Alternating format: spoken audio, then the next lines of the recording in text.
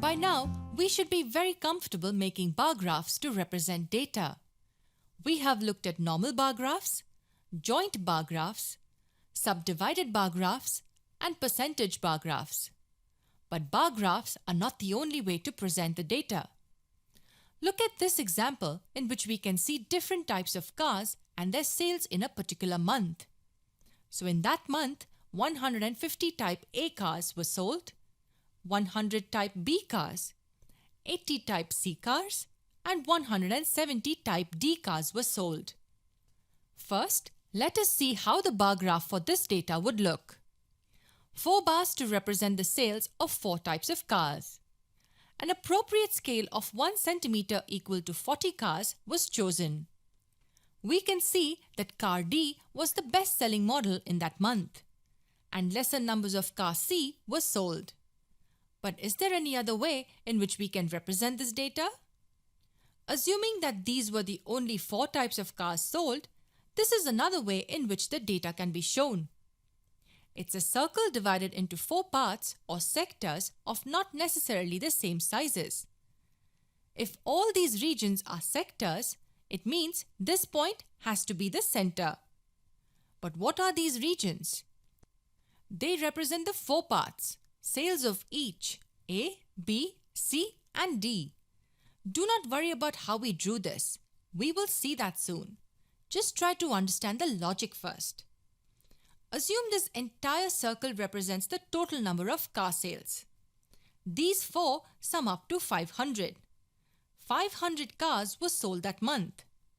This region A represents 30% of the total sales, which is 150 cars. How did we get this 30%?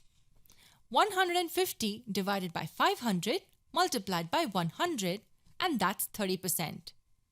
In the same way, B represents 20%, which is 100 cars. C represents 16%, which is 80 cars.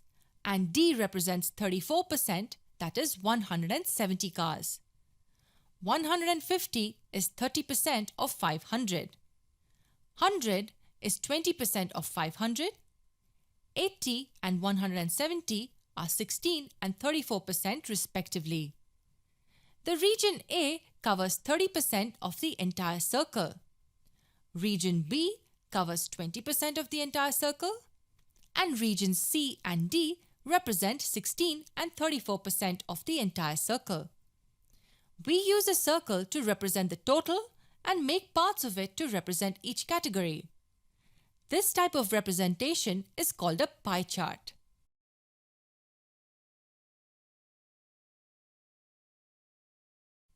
And what's the best example of a pie chart? Yes, it's a pizza. It's a pie chart with equal parts or sectors.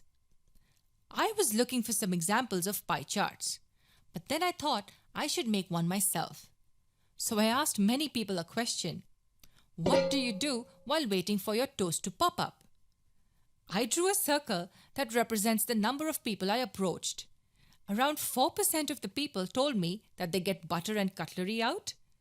2% of the people told me that they clean up the kitchen. And you will not believe that the remaining 94% told me that they just stare at the toaster.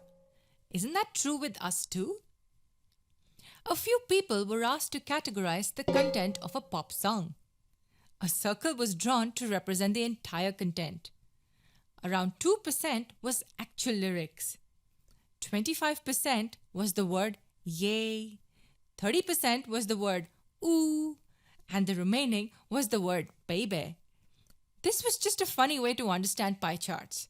We will look at a couple of serious examples in our other videos.